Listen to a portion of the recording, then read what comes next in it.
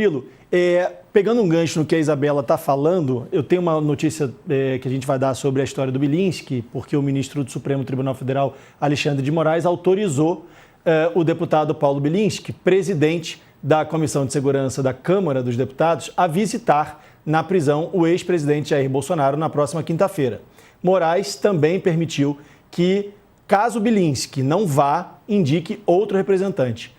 O parlamentar disse que fez o pedido para verificar as condições da prisão onde o ex-presidente está cumprindo sua pena e, entre aspas, garantir que seus direitos fundamentais estejam sendo respeitados. A visita deve durar no máximo 30 minutos e deve ser realizada no período de 9 da manhã às 11 da manhã.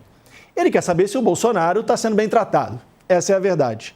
Mas a gente já viu que é uma sala, ele fica numa sala, tem cama, tem até um espaço razoável ali para ele se levantar, para ele circular.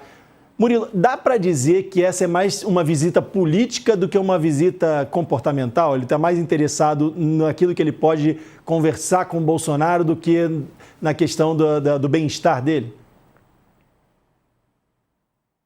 Muito provável, Leandro. Inclusive, pensando na própria reeleição do Paulo Bilinski, um deputado federal em São Paulo, ele como presidente da Comissão de Segurança Pública da Câmara, vai usar sua vitrine como presidente dessa comissão importante para tentar também ganhar visibilidade, claro, prestar solidariedade ao seu aliado e também ganhar visibilidade, né? Esse fato é muito mais político do que uma questão procedimental técnica, né? Com a restrição de Bolsonaro, agora no regime fechado, o acesso a ele tem sido muito mais difícil, né, do que a prisão domiciliar até então. Então, você conquistar hoje uma entrada, uma visita ao ex-presidente, acaba sendo um trunfo para os seus aliados, para quem consegue essa proeza desse momento. E o deputado, o presidente da Comissão de Segurança Pública, certamente com o verniz político, né, de presidir uma comissão de uma temática que vai ser muito importante na eleição de 2026 de segurança pública, certamente vai usar dessa visita, né, como um instrumento político, olhando para a sua própria reeleição como deputado federal. Isabela, o ex-presidente Jair Bolsonaro está preso, mas tem gente aqui fora tentando a anistia dele. Ele indicou o filho para manter o sobrenome da família em evidência.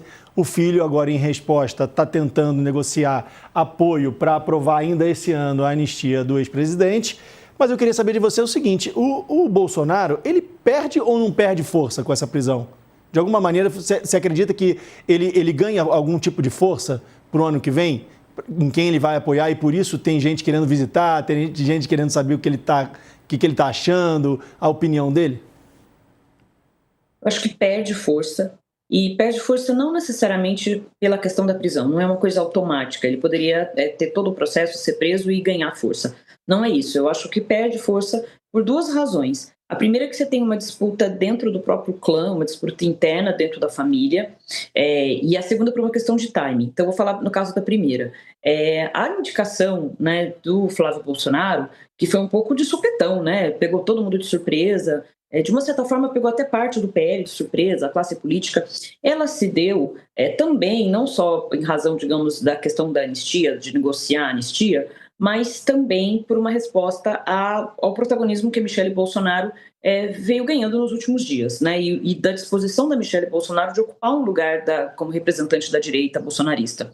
Então, de uma certa forma, a indicação do Flávio Bolsonaro, ao meu ver, ela é mais para enfraquecer a Michelle do que para enfraquecer o Tarcísio, por exemplo, ou qualquer outro candidato da direita. Então, isso é uma coisa. Então, qualquer disputa interna que você tenha relacionado à esposa, aos filhos de Jair Bolsonaro, enfraquece o próprio bolsonarismo e o clã Bolsonaro e Jair Bolsonaro, por consequência. Isso é uma. A outra, eu acho que tem uma questão do timing, né? O que acabou acontecendo é que, quanto mais tempo passa e Jair Bolsonaro não indica formalmente um sucessor, alguém que possa ser para fora da família, ou deixa claro então que vai ser só da família, que não vai apoiar ninguém, fica numa relação que ela é ambígua, que ela é dúbia.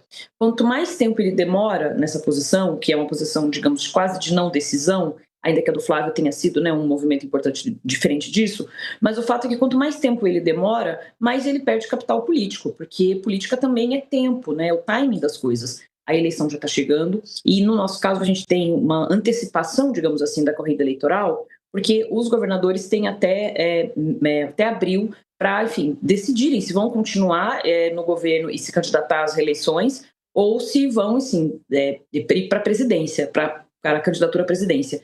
Então, tem uma série de questões, eu acho que tem a ver com a dificuldade que Jair Bolsonaro teve de se decidir e de se colocar uma estratégia política. Ele ficou um pouco ali à mercê um pouco dos movimentos políticos e com isso vai se enfraquecendo. Ele poderia ter feito uma coisa diferente, ser preso e também aumentar seu capital político, mas não foi o caso.